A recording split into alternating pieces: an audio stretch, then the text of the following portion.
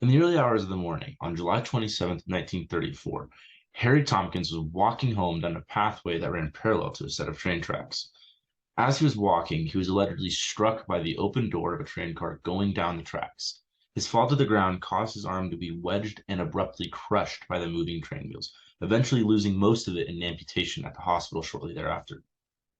Now, Tompkins filed suit against the Erie Railroad Company, who owned and maintained that section of railroad that he was walking by, for negligence. However, although the incident happened in Houston, Pennsylvania, Tompkins filed the suit in New York, at a federal court in New York, actually, as the company was incorporated in the state. This was an exercise of what is called diversity jurisdiction, in which a civil matter between parties from different states is sent to the federal court, even if the subject at hand isn't inherently a federal issue or question. Initially, this case went to the U.S. District Court for the Southern District of New York, where a jury promptly awarded Tompkins money after the railroad failed to successfully argue that Pennsylvania's statutory law actually prohibited Tompkins from being near the tracks in the first place.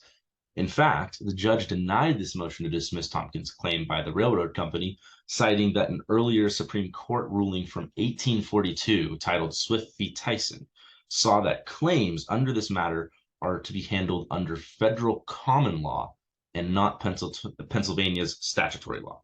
The company filed for an appeal to the U.S. Court of Appeals for the Second Circuit, which upheld the verdict found in the trial court before it.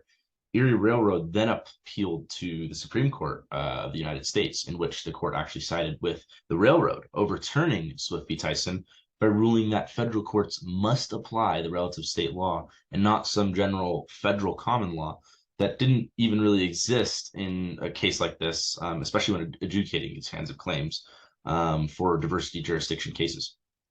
As time passed, this case became a landmark Supreme Court ruling in further defining and restricting the relationship of federalism held between the federal and state governments. However, I would say that there is an additional point to be discussed at the very inherent nature of this court decision, which is the principle of stare decisis. The doctrine of stare decisis simply means let it stand for reason of stability in the law. The doctrine, which is really adherence to precedent, states that once a case has been decided one way, then another case involving exactly the same point at issue should be decided in the same manner. For something so critical to our common law system, it's interesting to see how contrasting its definition is across different judges and legal scholars. Here's another clip. Well, every society struggles with maintaining enough stability that people are comfortable and they can predict the consequences of their behavior.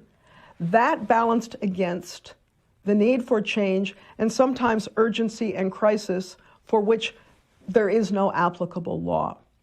So the notion of stare decisis is important because as citizens or subjects, we need to know the consequences of our behavior and be able to plan our lives accordingly. Although there seems to be a universal idea of how it operates in every definition, these definitions differ in the way they seek to define the purpose of the principle itself. So precedent is the principle that cases that have been decided by the court before this one lands on the docket are presumptively controlling. And so, precedent comes from a concept called stare decisis, which is a shorthand for a longer Latin phrase that means stand by the thing decided and do not disturb the calm. So precedent is a principle that you're not going to overrule something without good reason or roil up the law without justification for doing so. The person speaking in the last clip is Supreme Court Justice Amy Coney Barrett, a self-defined original meaning originalist, which is to say that she believes the Constitution should be interpreted by the original meaning of the text as it was written. Now, this is not the intention of the drafters, nor does this incur finding the meaning in the text as it would be understood today, but rather that we should explore and derive our interpretation from what the words meant back in the time that they were written in the Constitution and ratified. Of course, when we look at how this pairs up to these definitions of stare decisis, we quickly find some confusion, as it seems to be that you cannot hold a position of rigid constitutional interpretation like that and also believe, on the other hand, in an inherently reformative principle such as stare decisis. But alas, it actually seems to be possible, at least according to Justice Barrett herself. In a paper authored by Barrett in 2017, Originalism and Stare Decisis, she argues that the two concepts are actually compatible by exception. It's just that our system as it stands does not need to use the doctrine of stare decisis because of certain underappreciated features that keep law stable as it is. For most of the paper, Justice Barrett gives an unabashed, reinvigorated view of Justice Scalia's work on how precedent operates as a pragmatic exception to the original meaning originalism when following it became too intolerable, as Justice Scalia is famously quoted for saying. In another article she wrote in 2013, Precedent and Jurisprudential Disagreement, Barrett wrote that the function of stare decisis is to be more of a weak guiding principle to help balance the court's public opinion by leaving space for re-argument. And although some legal scholars might scoff at the notion of weak stare decisis, there is some merit to what she says. After all, it would be contradictory to utilize a principle of stare decisis just to then make the new ruling precedent so powerful that it cannot be overturned yet again in a future setting.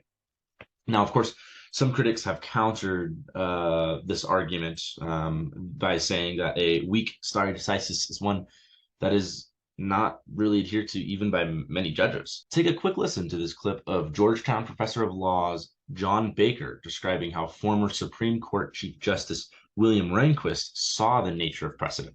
A couple of years before he was confirmed as Chief Justice, then Justice Rehnquist came to the LSU Law School, and one of my colleagues asked him about his views on precedent and stare decisis. Well, it was obvious that the justice had been asked this question before because he had a very ready reply. He said, well, if a case has been decided a year or two ago by 5-4, I don't give it much weight. But you better have a very good argument if you want to overturn Marbury versus Madison. Here we can see this very notion of a weak stare decisis principle being utilized by a very notable justice to the court.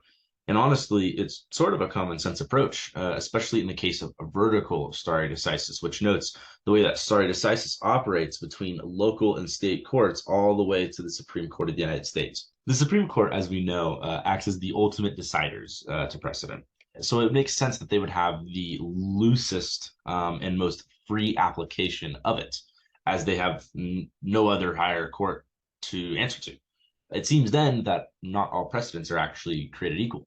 But at the end of the day, it seems that both originalists and living constitutionalists can reconcile on one big point. That precedent is an extremely important and powerful tool that can be used by the courts when all else fails in cases that truly fall outside the bounds of explicated laws and regulation, as well as even legal theory. Sure, they might derive its birth and meaning from separate sources, but both do see eye to eye generally in at least that fact.